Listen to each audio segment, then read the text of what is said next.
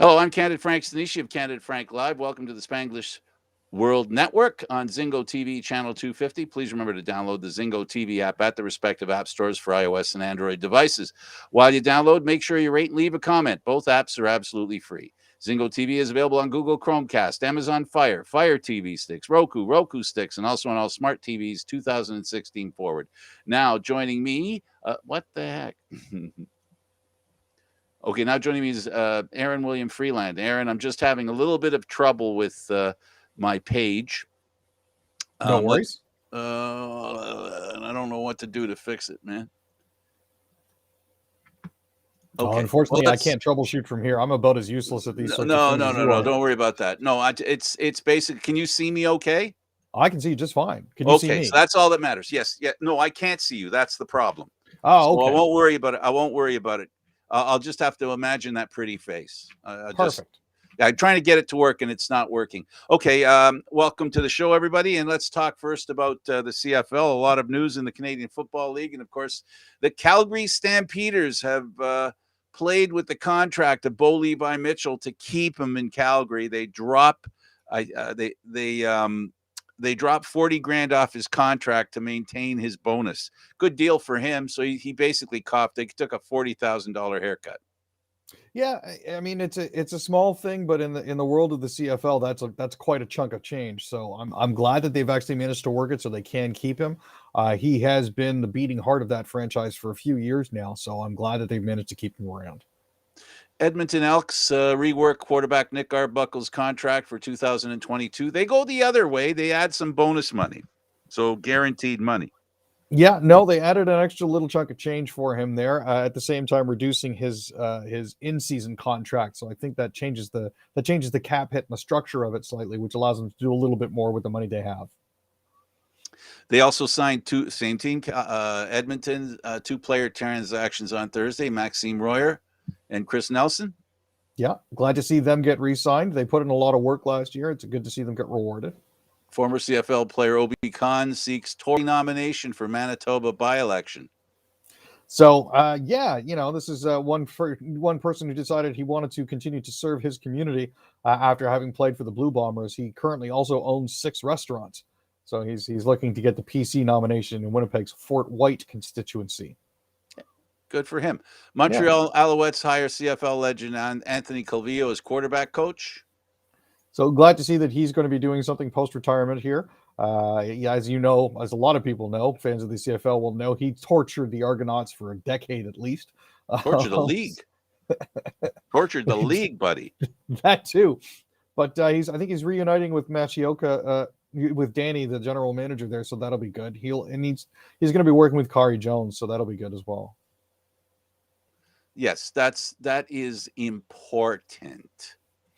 All right, and also the Blue Bombers sign All-Star defensive ends Jefferson and Jeffcoat, two key players for them for sure.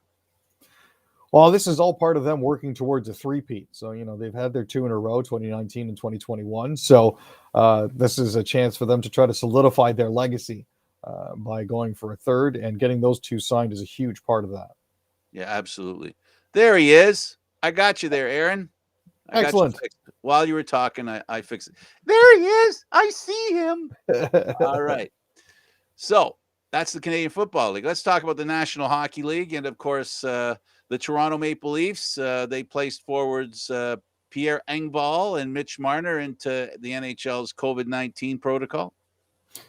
So I think the indication was that Marner had tested positive, but was experiencing very light symptoms, and Pierre Engvall was placed in there as a precautionary measure.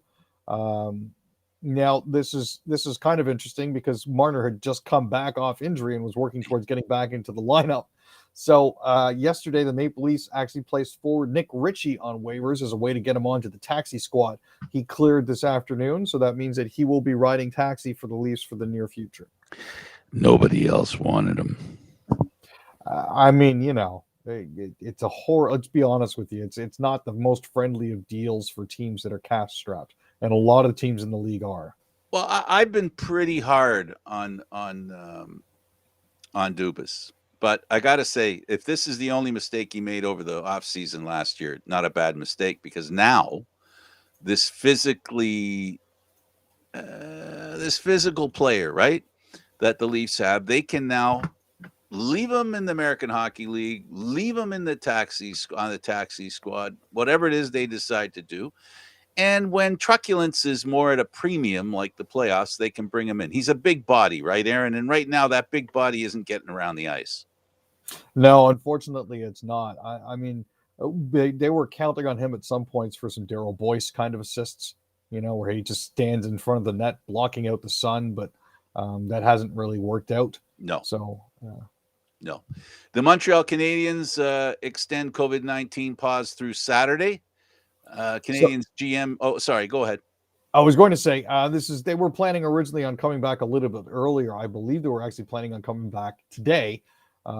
Their league game against the Leafs had already been suspended on Thursday, so there was no concern about that part of it. But with the fact that 22 Habs players and 2 coaches are currently in the NHL's COVID protocols, it makes it a little bit difficult to do anything. Lots of word coming out of general manager possibilities in Montreal. It's going to be interesting. I'm hoping they do become the first hockey team in the NHL to hire a female GM. Well, I mean, there are some good candidates out there. We've got Emily Castonguay, who's a former player agent and a former player in the NCAA with she's University. very inside. She's an insider. Yeah. She truly definitely is. There's also Danielle Sauvageau, who's also in the running as well. She began coaching women's minor hockey. She's basically been described actually as the female Pat Burns, which is an interesting comparison. Oh boy! So, yep, and I mean she's been a GM and an executive. Yeah, he was pretty successful. So it's a nice comparison, I think. Exactly. Some of the other front runners are also Marc Denis, who's been in the running, and a couple others. He's been around.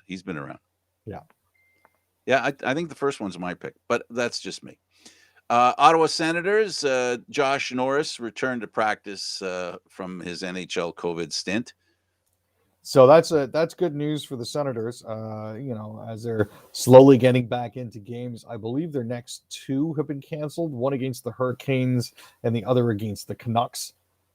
So they're still extending that. This will give the rest of the team time to round back into shape after a couple weeks off. And again, the NHL here is citing attendance restrictions for canceling these games. So the good news is we still have 3 weeks during the Olympic break where NHLers won't be going to the Olympics to get that patched up and get them caught back up to speed.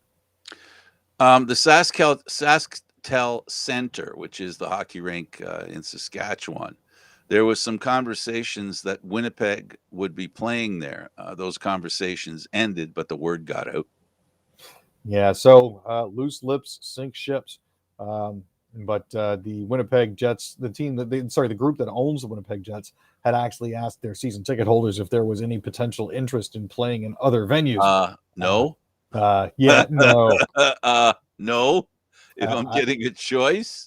I have a feeling one of their primary sponsors, Canada Life, might have been a little upset over them trying to move to a different arena, seeing as they just purchased the naming rights. Yeah. Well, then did you hear the other one about the Leafs playing in Buffalo? Really? You really think the Leafs would play in Buffalo? Well, I mean, the whole idea behind them probing playing in Saskatchewan was that Manitoba currently limits professional sports venues or concerts to 50% or 250 people. Right. But Saskatchewan has no restrictions. Right. So True North was trying to get a little bit more money into their coffers by, hey, what if we go here? You guys can actually watch the games. Well, I think the move by Bettman and the National Hockey League is kind of brilliant. Really, I don't usually agree with what he does, and there's always an ulterior motive to what he does. And in this case, he can take the side of Canadian teams and not be a bad egg to the American teams. So this is a unique position for him. This is at one time where he can side with the Canadian teams, and the American teams won't say, "What are you doing? Why are you doing it? We don't like when you do that. You don't help them." So he's helping the teams, and you know what? They're talking now about the All-Star game being paused as well. And that's another what, 3-4 days that they can insert games. Yeah. They can reschedule games into. I think that's the smart thing to do. There's no point having an all-star game. It really isn't that important in the grand scheme of things, Aaron, right? No, I mean, let's be honest. The fines that they have for players that don't attend if they're selected are a joke as well. One game. Hey, Ovechkin always looked at it as an extra day off. It's why he doesn't bother to go anymore. He'll go for the skills competition. Remember the Russian rocket? Pavel He Bure, went to that. Yeah, remember? No, not the Russian rocket. I'm sorry. I'm not talking about him. Anyway, yeah, it happened. It happens. It happens. Players will do it even on purpose. They don't care. They'll take the day off. It's fine with them. They'd rather not go. And if they feel it's not worth it, they're not going to go. If you have that much jam with the team, they'll do whatever you say. There's no problem. Landeskog gets a hat trick for the Avalanche against the Jets. The Jets didn't look that good in this game. They've been playing well, but not this night. We were watching part of the game last night, and when we flipped away, it was 1-1. By the time we flipped back, it was 4-1, and it was, I think, one commercial break on a home and garden television show that we were watching. Michelle and I both looked at each other and went, "What happened?" Nazem Kadri's been a revelation. He he's always been that kind of player. He's explosive. He distributes the puck well. It's just the issue that a lot of people had with him is the fact that he goes brain dead and it costs the team. I think I'm going to say this, and for you folks out there are too young, Aaron and company, almost everybody's too old to remember this. But Gordie Howe had the same problem. He was getting too many penalties. I mean, in fact, the Gordie Howe hat trick, a fight, a goal, and an assist. He needed to calm down. And there are other players in the National Hockey League historically that have Brendan Shanahan, another guy that at the beginning of his career needed to calm down, was just way too aggressive, and then try to redirect that aggression into the game itself as opposed to the players within the game. Nazem Kadri has been able to do that. I don't know when his next suspension is going to happen, but hopefully the suspensions are further apart as he gets older, right? They'll need to be because they'll be longer each time he gets one. So, it is what it is, but I really like the kid. He's a hard worker. He's an honest player. And, the trouble he got into is because he was a good teammate, that you were on his side, and he didn't play for the right team. If he hadn't have played for Toronto, half the suspensions he got, he wouldn't have got. No, it's true. And he definitely gets targeted. Now, he also used to draw a lot of penalties. Absolutely. But not so much anymore. He's falling into the same sort of category as Austin Matthews and Connor McDavid has. Usually when it comes to players and player incidents, you're going to find players drawing penalties at the rate of about 1 every 250 to 300 incidents of contact. Okay. Austin Matthews hasn't drawn a penalty in almost 400 cases of contact. So they're definitely and it's the same thing that goes for Kadri. They're calling less and less. They got to a certain point where they're like, we've given you enough. We're not going to call any more penalties on you for a while. So get used to it. Well, they've got that kid to replace him on the line with Matthews, and they same style of play, right? Gets under your skin. You do stuff you shouldn't do to him. That's a big advantage. The Calgary Flames, Kucherov has 2 assists in return. Lightning beat Flames 4-1. This is just a few short days after the Lightning pantsed them 6-2. So it's been a bit of a rough road for Calgary in the past little while. But a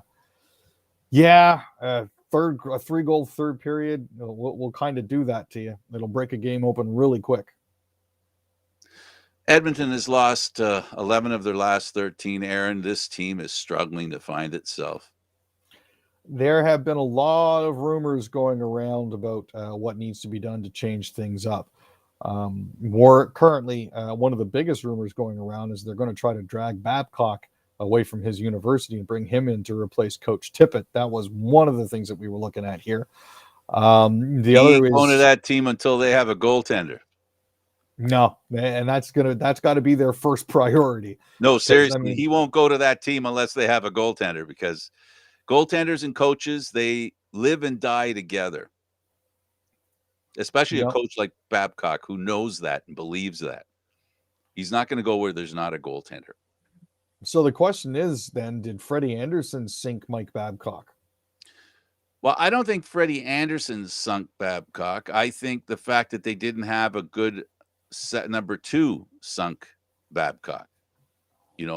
If you remember correctly, when Freddie was out of the net, just chalk up a loss. That's all you needed to do. There was not a win to be had.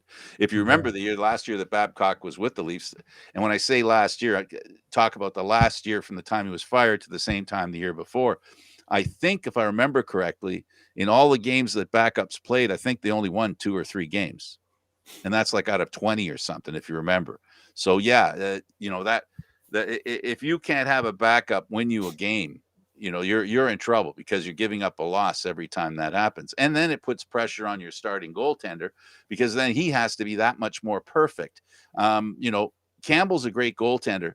We're back at the Leafs again, by the way, folks, because we keep talking about them because that's usually who we talk about.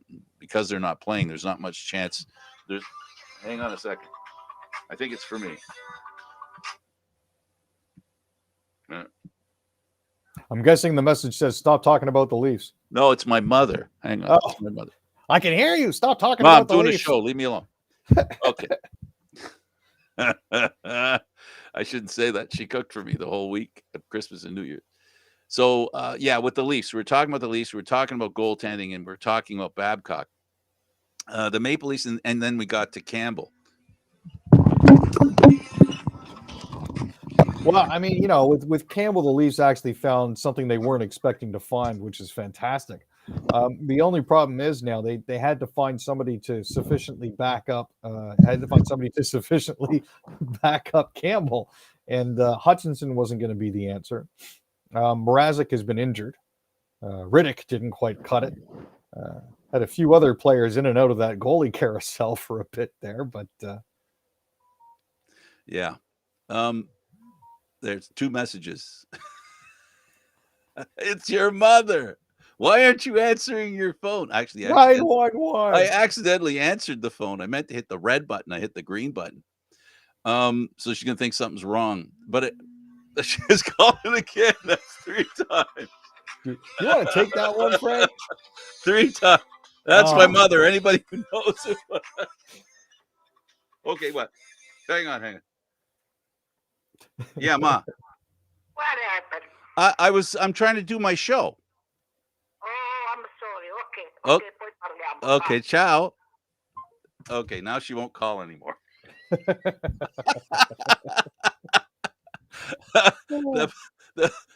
The good thing about being 94, I should have just answered the first time, but I didn't. But anyway, yeah, with goaltending for the Leafs, they've got a good goaltender. If they can somehow, they gotta figure out, Aaron. And I paid Dubas a compliment by saying that if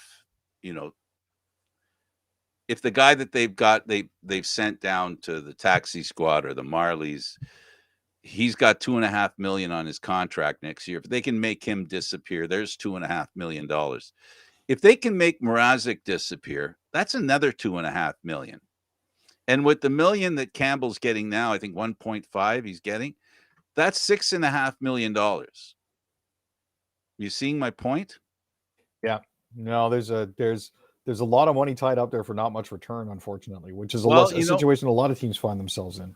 Absolutely, you're right. I have to agree with you 100% that no team doesn't make mistakes. The only problem is some teams, for whatever reason, they hit the jackpot and they're able to control the finances of the team for whatever reason.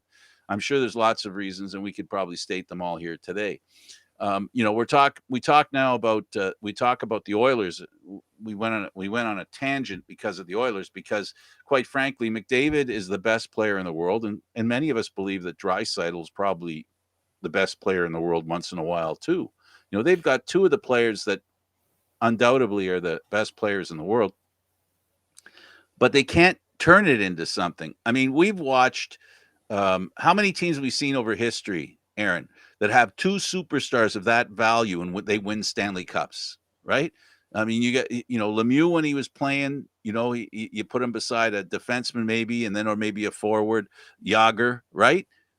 They found a way to win. Right now, you've got Crosby, right, in there. Crosby and He did it Malkin. with he did it with Malkin and Kessel too, right? You look at Tampa. Mind you, Tampa has you look at Tampa, Stamkos and Kucherov, right?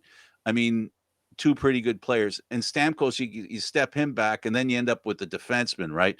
That's the best in the world. So, you can have two of the best players on the team and win the Stanley Cup. The problem seems to be, and the Leafs have that problem a little bit in a sense. I don't think it's fair to say the Leafs have it. And to be fair, and if I were to be fair in the past, they had young guys that were that good. But once those players become mature, like a Crosby, right? At some point, talented players have to be a reason why the team wins too, right? Not just that they succeed and rise to the top echelon of the league. They also have to somehow bring their team to that level. Crosby has done it. In Boston, we've seen it with Chara. He's brought his team to that level. Chicago, we saw Kane, do that. Now, I mean, I'm looking at the Oilers lineup here, and I'm thinking another part of their problem is they've got Mikko Koskinen signed for $4.5 million a year. And you've got Mike Smith at the age of 39. That spry young spring chicken Mike Smith at the age of 39 signed for 2.2 for another 2 years. I think you've highlighted the problem. Yeah. I mean, for years, the Philadelphia Flyers have had great teams. Not so much recently, but there have been years where they had some really good teams, but they couldn't get a goalie in there, and that's a pretty heavy curse, right? And I mean, there are a lot of coaches that have fallen under that. I mean, you look at a guy like Paul Maurice, who's stepped away from the Jets now. I don't think, with the exception of maybe 1 or 2 years, he's ever had a goalie that could potentially have taken him anywhere in the playoffs. I don't know. I think he has a pretty good goaltender. Well, Hellebuck is streaky, though. I mean, that's the problem. He's hot and cold. Depending on which way the wind is blowing, you're either getting a Vezina-worthy performance out of him, or he's got more holes than Michael Hutchinson and Garrett Sparks. Wow, I didn't think he was that bad. Remind me not to invite him over with you. No, I'll be nice to his face. I just okay. I'm just mean on TV. Can you turn around for a second so I can stab you in the back? I'm gonna talk about you behind your back. Just turn around. So we've established that the Oilers need to change things up. They do. Yeah, and we know that one of the biggest concerns they have is over goaltending. And there's rumors. Can you imagine? There's rumors that they need a change in goaltending. Gee, I guess the coach saying our goaltending sucks is a rumor? Or is that like... I didn't want to believe Koskinen's reply at first. I actually had to look it up. In the 6 games that he's played that he lost with the Oilers, they only scored 7 goals. Right. He scored more than 1 goal once, and that was in an overtime loss to the Islanders. And I mean, he's got a valid point. He's got to be better. Don't get me wrong. An .877 save percentage is nothing to write home about. That's not a lacrosse goalie save percentage. But at the same time, the team's got to score more than 1 goal a game for him. Absolutely. And this is what we said about the ex-Leaf goalie. Mm-hmm. Right. So yeah, goaltending matters, and goaltending is not just about a goaltender. We've established that. So there's another reason why a team, a goaltender looks bad. If they lose a lot of games because the team doesn't score, and then when it's their turn, when it's their turn to be judged, they make a mistake. Of course, they get blamed for the rest of the games, which is what I think you were trying to say when you said I had to look up what he said. Because then that tells you if in the 6-game stretch, they only stretch. I wanted to say both those words at the same time, and they only score 6 out of 7. 7 out of in 6 games. That's a problem. The Vancouver Canucks center Elias Pettersson enters NHL COVID protocol. Oh boy. Yeah, this does nothing for anybody. Chase they had problems with COVID last. year. Yeah, Alex Chason tested COVID. Elias Pettersson has now gone into the COVID-19 protocol. One of those really not a very good, very bad, totally awful day. Honestly, though, Pettersson's had a rough season. He's 6 goals and 11 assists in 34 games so far. But he joins Brock Besser, Phil DiGiuseppe, Justin Dowling, and Jason Dickinson in COVID protocol. So it is what it is. I got a point to make, and I hope I remember it when we're doing COVID. Norris ready to go after NHL's COVID-19. Norris being, of course, Josh of Ottawa. Yep. So he's out again. So that's good to see. Getting back up to speed. Hockey PI suspends player for anti-Asian remark aimed at an opponent. So this time, because it's not the first time this has happened, but this time there were racial slurs that were leveled at a player at the junior B level. It's a 2-game suspension to a 19-year-old member of the Kensington Vipers. It was for comments that player made to a member of the Sherwood Metros during a December 17th game in Kensington. This case was bumped up to the top directly, according to Hockey PEI Executive Director Connor Cameron. He said because this issue is racial in nature and severe, this issue has been moved right to the top of what they were dealing with it. They received a written complaint from the victim on December 18th, and there was a January 3rd interview by video conference, and then the suspension was handed down. So, this is just not necessary, and we've got to teach our youth. I mean, it was a 19-year-old, so he should know better at that age. Now, the problem that we have here is the Sherwood Metros were a little upset about it too. One of the offended player's teammates, Keegan Mitchell, broke his stick over the offending player's leg and got a 2-game suspension for it. They didn't obviously believe his reasons at the time as to why he did it. But he stood up for his teammate and was still not the right thing to do. Violence. No. I'm not condoning violence. Understand? But I know. But what you're saying is he just didn't turn around and go, I think I'll slash him and break my stick over his legs. Exactly. There's got to be a reason for it, right? Yeah. Well, it's a reason, but not a justifiable one. Antonio Brown finally released by the Bucks. What a zoo. This is a tire fire. Yeah, it's one of those situations where it just keeps getting worse and worse and worse, and the player involved doesn't really help himself all that much. But he went after Tom Brady's trainer, and Bruce Arians, until finally they just said, look, for the sake of team cohesion, we got to let you go, bud, because you're not helping. So for those of you that haven't followed this, it's basically a coach tells the player to get the out. Player strips and leaves. Then we find out the player had some bonuses. He wasn't going to reach them. He didn't talk about not getting the targets. Other people said that he wasn't getting targets so that he could reach those bonuses. Claims that he was injured, and there's proof that he was injured.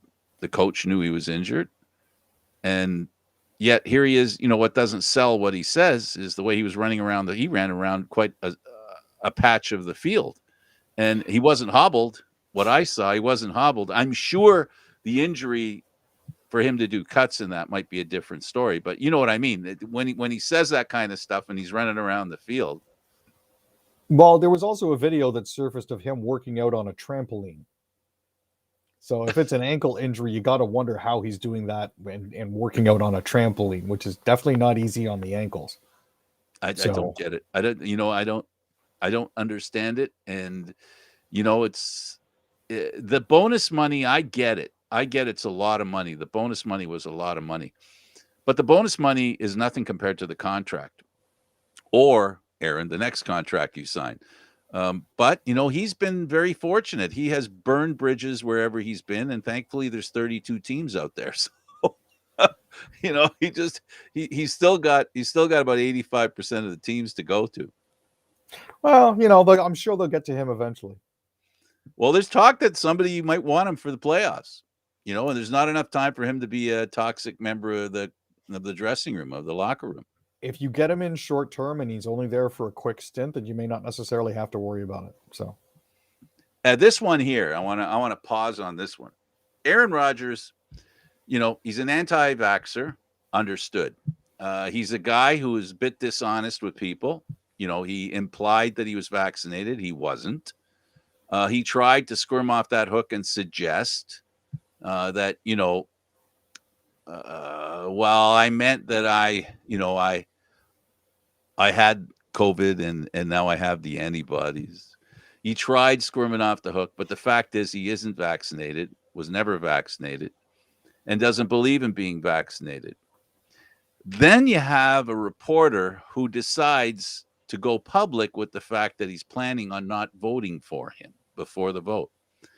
And the reason he's not going to vote for him is basically because of his character, and his reputation and or relationship with his team, and the organization, right?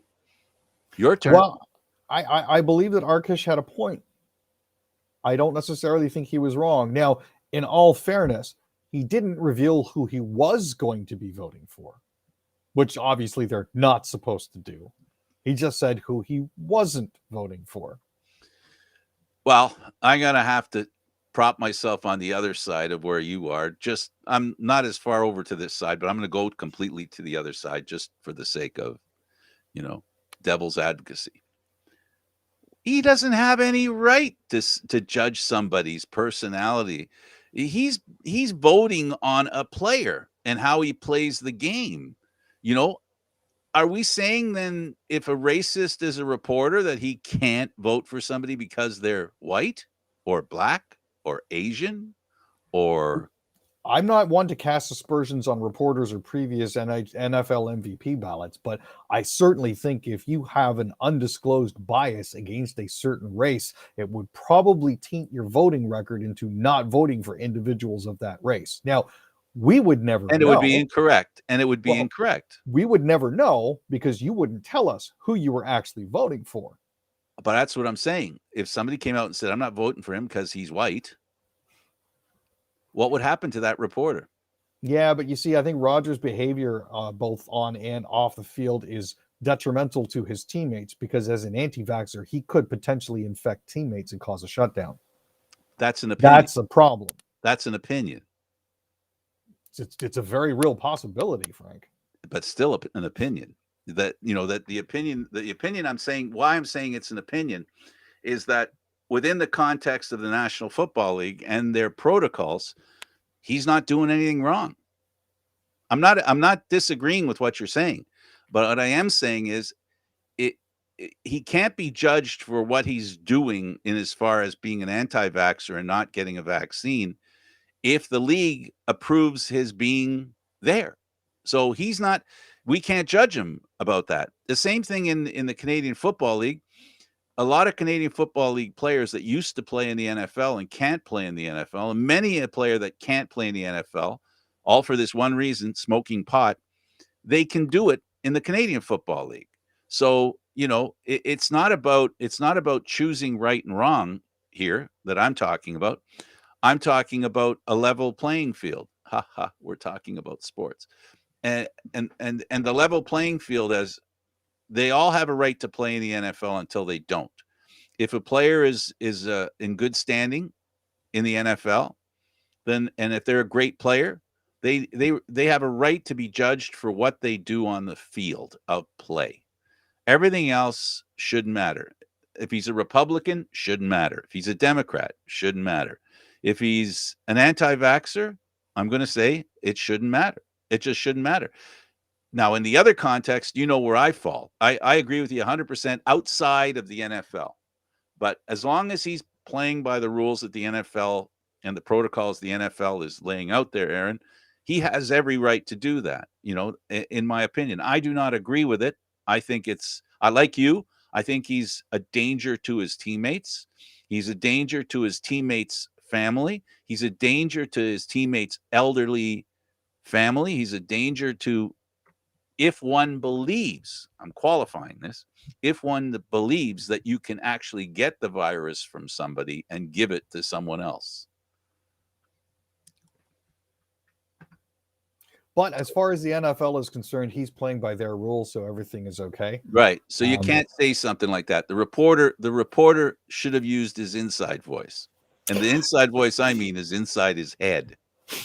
Oh no, because he's not talking alone. Like what he said, Aaron, the point is, and I think you'll agree with me on this, he's probably not the only reporter that'll not vote for somebody because of a personal thing, whatever that personal thing might be, because they don't tell us who they didn't vote for and why, because some of the reasons they don't vote for would be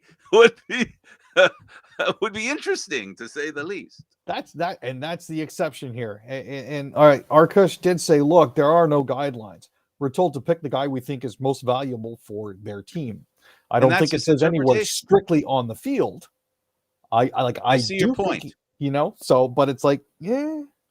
I see. No, I see your point that you're saying that he had, which is how they interrelate with the players on the team does work towards their value to the team, because we hear it all the time, right? He's a great teammate. Well, that has nothing to do with the way he plays on the field. He's a great teammate, right? He's a great leader. Well, sometimes the leadership qualities that a player has have nothing to do with how they are on the field. It has to do with how they practice, what they're like in the locker room. So to your point, I bow to that point. It well made. Congratulations. Now, Rogers has, of course, fired back. Not one to take anything lying down. He straight up called the reporter an absolute bum. Yeah, and that's okay. That's okay. Obviously, okay. Let's talk about a player in good standing, one that's retired. Nowitzki, 41. Goes back to Dallas. Apparently, he was offered a 10-day so that he could officially retire as a Dallas Maverick, and I think they actually needed the help. Yeah. No, I'm really happy for Dirk. That was a well deserved, nice gesture. So one of the original international players that really opened the eyes of the NBA to take a look over the sea, on the other side of the ocean, because he's one of the guys that showed that European players play really well, and the Raptors are thankful because Masai Ujiri said, "Hey, Africa has some pretty good players too." So, all these players that come from a lot of places, Dirk Nowitzki deserves a lot of credit for it. And of course, he deserves a lot of credit for being a great Dallas Maverick. In fact, he was his whole career, which is pretty unusual in itself. Yeah, he beat Kobe's record of 20 years by 1. Good for him. So, yeah, no, that's fantastic. Good for him. The Heat star Kyle Lowry ejected for tossing a ball back to the official in a wild sequence. This was a really, really weird, really weird case. After the play had broken down, there were some fouls to be handed out, and Lowry tossed the ball underhand with no malice. It wasn't a chest pass. It wasn't a hard bouncer. It was just a here ref. And the ref didn't know it was coming. The ref didn't know it was coming. The ref got surprised and decided that there was malicious intent and turfed him. Well, that's because he made him look bad. Well, and it's all about making the referees look good, isn't it? Yeah, it wasn't malicious at all. And in fact, you could tell by the reaction of the announcers. They're going, "What just happened? What happened? What happened there? Kyle Lowry just got it. What? What did he get a technical for? Oh, he threw the ball he didn't throw it at the ref. He threw it to the ref. Well, in the ref's general direction. He's an ex-Raptor. We cut him all the slack he needs. Of course we do. And the present-day Raptors beat the Milwaukee Bucks 117-111. Yeah, of course, Milwaukee was minus their star. Wow, that's true. But the Raptors are just coming out of COVID protocols themselves. None of them really. I mean, they were missing a few, but the way things actually worked out for the Raptors, I'm glad. They do need a string of victories, so this is another one for them. I'm very pleased with that. So we'll have to see. They've worked themselves up to the Raptors have worked themselves up to third in the Atlantic now. So we'll see where they go from there. Absolutely. For some, especially those in, I think it's Serbia, isn't it? they're protesting Djokovic unable to play in the Australian Grand Slam, the Australian Open. He needs this win to win the most Grand Slams in tennis history.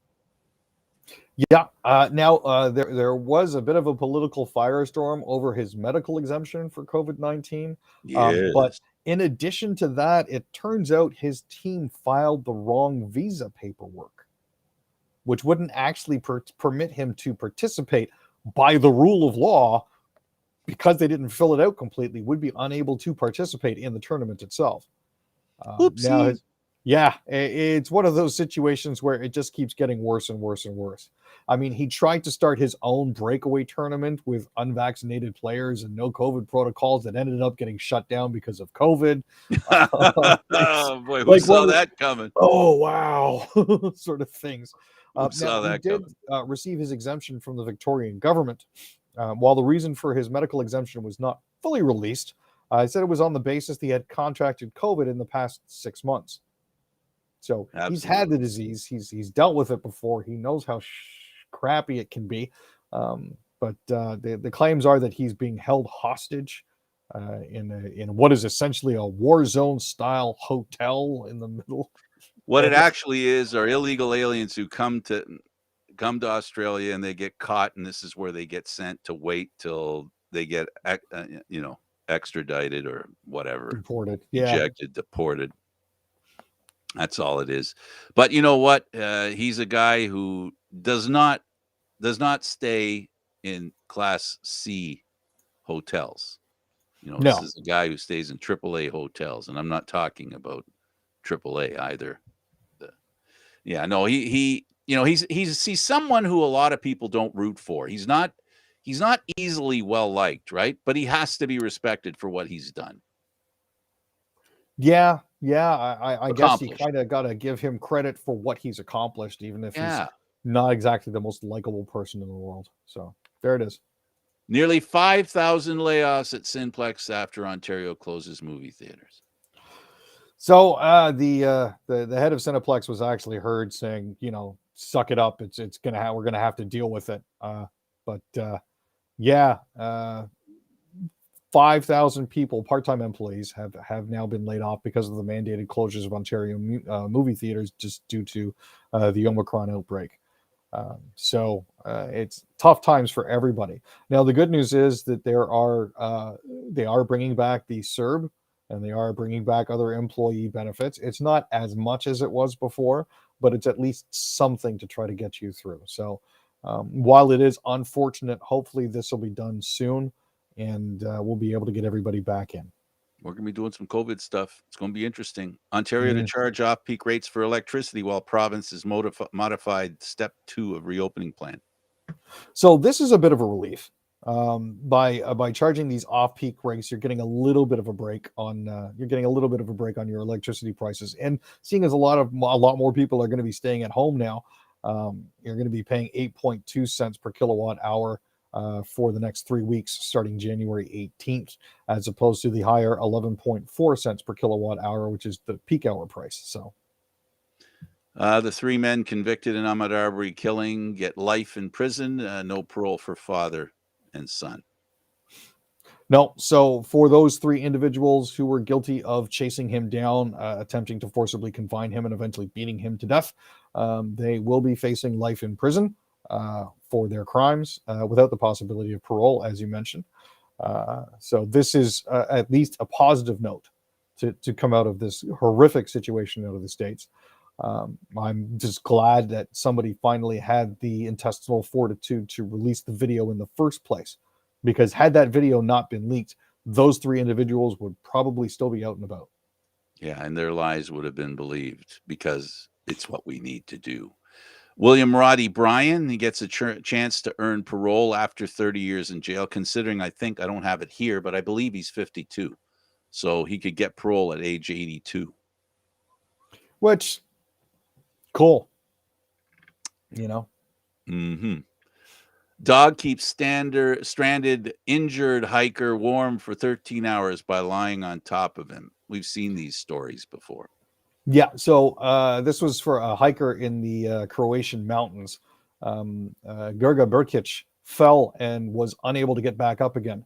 The other 2 hikers that were with him could not reach him, and they could not reach his dog North, so they called for help. So the good news is the 8-month-old dog named North is an Alaskan Malamute. I don't know if you've ever run into those dogs before, Frank, but Furry. they are 90% fur, Furry. and it's a double coat, and they're very, very big dogs. My friend Jackie. Well, actually, they're not very big, because if you shave them, they're only about this big. But otherwise, well, never mind. My friend Jackie actually had a Malamute named Maxwell House. He was 195 pounds. Holy crap! Oh yeah, my big gosh. Boy. So yeah, for 13 hours, this dog kept him warm, and that's like a little feel good story for you right there. Yeah, no, it's not the first time we've heard. Thank goodness for a pet or an animal. It ends up with a good ending, which could have been easily a bad ending. Sidney Poitier, first black person to win an Oscar, first black man at least, dies at 94. This guy had an amazing career. To Serve with Love was an amazing movie. I know he won the movie. He won the Academy Award with Lilies, but I liked him in that movie. From his first performance as a doctor in No Way Out, he followed that up by playing in Cry the Beloved Country, Blackboard Jungle. He got his first Oscar nom in '59 for The Defiant Ones. Yep. But he's had an absolutely stellar career. I know that when Denzel finally won his first Oscar, he said, "Hey, Sidney, I may be 44 years behind you, and I'll always be chasing you, but thank you for paving the way." Yeah, absolutely. And the other thing is that he was an activist as well. Yes, and he will be missed. Yeah, he will be. I said this about 2 weeks ago. This story, they're paying attention to what I said. How Omicron may lift us out of the pandemic so that this becomes the last wave of Corona. Well, I mean, this could be good news. Yeah, the virus keeps adapting and shifting and making itself weaker and weaker, but at the same time more contagious. But at the same time, because it's making itself weaker and weaker, even though it is more contagious, we're more likely to live through it. That's getting the PA out of my endemic. So. Yes, and turning this into I can't wait for the endemic. Now, I have heard in Alberta they're starting to call it Flu-rona instead of Corona. But according to the medical officer of health, that's not a thing. Stop it. I got to say this too. I read an article. I don't have it, and I wish I had have included it in here. But to make a long story short, the U.S. has far more emergency beds per capita than the Canadians do, and they're saying this is a big reason why. They're able to be open in the U.S. because they have a lot more room for people who get really sick. I think a lot of people are going to be asking that question. I know I will. I mean, Doug Ford has been bragging about increasing the number of beds that are available. However, what he and his government seem to forget is it takes at least 6 staffers to work each bed. So while it's fantastic that the province is going to be adding 15,000 beds over the course of the next couple of years, where are the 90,000 nurses and doctors that are supposed to be working those beds? They're in Florida. Yeah, apparently. I'm just saying. Suicides in Canada fell by 32% in the first year of the pandemic compared with the year before, report finds. That's surprising. That was a very surprising statistic to me as well. When I had first initially heard about the story, I looked into it, and according to the information here, in the first year of the pandemic, when you would expect people to be more depressed. Well, they were talking about people being more depressed. They were talking about people having drug issues, right? Yeah, and it turns out that wasn't the case at all, which is, kind of surprising, but at the same time, lets you know that it is possible for people to get by this relatively unscathed. And for those of us with social anxiety, the isolation can actually help us as opposed to being bad for us. Less interactions with people could be a better thing. Absolutely. Ontario hospitals urge pregnant people to get vaccines, cite infant COVID admissions. This has always been one of the main reasons why people do not want to take the vaccine. Many of them who are thinking of raising a family think that if they take the vaccine, it will do something to the child they hope to have in the future or the child that's, growing in their body. And now we're hearing this. As it currently stands, the group, this is the ONA, the Ontario Nurses Association, has said that 6 babies younger than 12 months have been admitted to Hamilton and Ottawa facilities because of COVID-19 since the middle of December. All of the infants admitted to the Children's Hospital of Eastern Ontario in Ottawa had unvaccinated mothers. Wow. So please, they're saying that the infants' immune systems had difficulty fighting COVID, especially without maternal antibodies transferred during pregnancy from being vaccinated. Right. So half of all people offered Moderna COVID-19 vaccine refused it, Ontario pharmacists say. That's what I had. That was my booster, was Moderna. Yeah, it's interesting that at this point people are still vaccine shopping. I mean, you think you might have learned your lesson a little bit earlier by everything. Well, if I had my choice there, and I would have hoped to have gotten a Pfizer. I had the Pfizer twice, and I wanted to have it a third time. Didn't work out that way. The 3 of a kind, yeah. Yeah, right. Yeah, no, but it didn't occur to me to turn it down. But again, I'm probably one of those sheep that the anti-vaxxers talk about. Oh yeah, no, you know what? As somebody like myself who is actively seeking the trifecta, I'm definitely one of those sheep that the anti-vaxxers are talking about. And if I wanted to make it a flush, I would have gone for the Johnson & Johnson. Yeah, I hear that. Ontario nurses call on Doug Ford to move the province back to step 1 measures. What's up with that, man?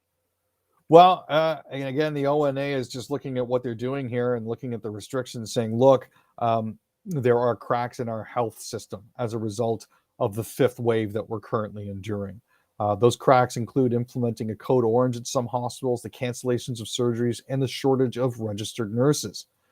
The letter was not complimentary towards Doug Ford, let's be honest. The nurses had their opinion and they wanted to make it known. They did indicate that 2 actions are required to avert the full collapse of Ontario's health system. Move Ontario back to step 1 of Ontario's original roadmap to reopen, and repeal Bill 124. So that would top up compensation and improve working conditions for nurses, so they can keep those nurses who are currently working and maybe entice a lot of the nurses who have left to come back. Absolutely. So Quebec expands vaccine passports, and how do they do it? So if you want to go to the liquor store or the cannabis store, you need it. And they're even talking about a third dose requirement as well. Boy, oh boy, don't tell people that they can't drink unless they have the second dose, I should say. I am more worried about the pot smokers in this particular case here. I don't know if they'll have the wherewithal to get a 3rd shot after blazing one. So we'll have to see how that works. We'll find out. Well, in the US, they were giving away joints if you got vaccinated there for a little while. Man arrested on charges of attacking vaccination clinic, injuring staffers he called murderers. Yeah, well, this is guess the state. Texas. It's actually Southern California, actually Orange County, which is the Republican part of the state. Oh, okay. So 2 staff members of Families Together of Orange County were injured in a December 30th attack on their mobile clinic in Tustin, California. One of the members was sent to hospital in an ambulance, but both workers are expected to make a full recovery. Thomas Apollo is the individual, 43 years, who entered the clinic and started accusing workers of being murderers who are making people sick before he just started trying to throw haymakers. So, well, it takes all kinds, Aaron. Yes, it does. We're out of time, buddy. I appreciate a well-rounded show, Frank. Well, thank you, Aaron. And thank you for being here. Pleasure. Well, for Aaron William Freeland, I'm Candid Frank Stanishi. Thank you for watching Candid Frank Live. Aaron, Mondays, Wednesdays, and Fridays at 6 p.m. Eastern Standard Time. This show can also be heard on the Spanglish World Radio Network. For Candid Frank Live and other news and entertainment, sports programming we offer, check out SpanglishWorld.ca. Spanglish World. Watch it, hear it, read it, download it, and live it. Thanks for watching, everyone. Ciao for now. Have a great weekend.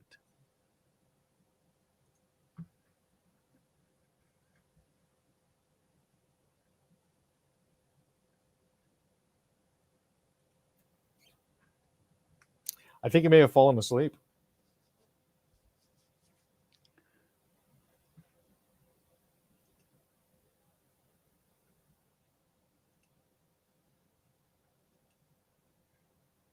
I think I put it to sleep. There it is.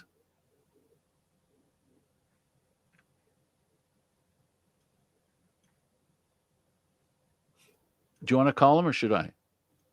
Oh, go for it. By the way, folks, welcome to Candid Frank Live Leaf Talk Edition After Hours. We're glad you could all still be with us here.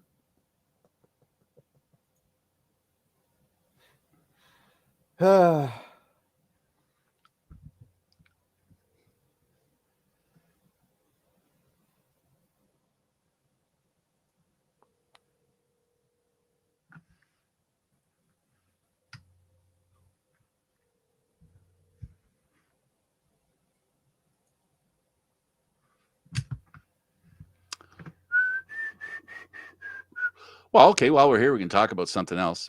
Sure. What do you got in mind? I don't know. Just wondering what can we talk about?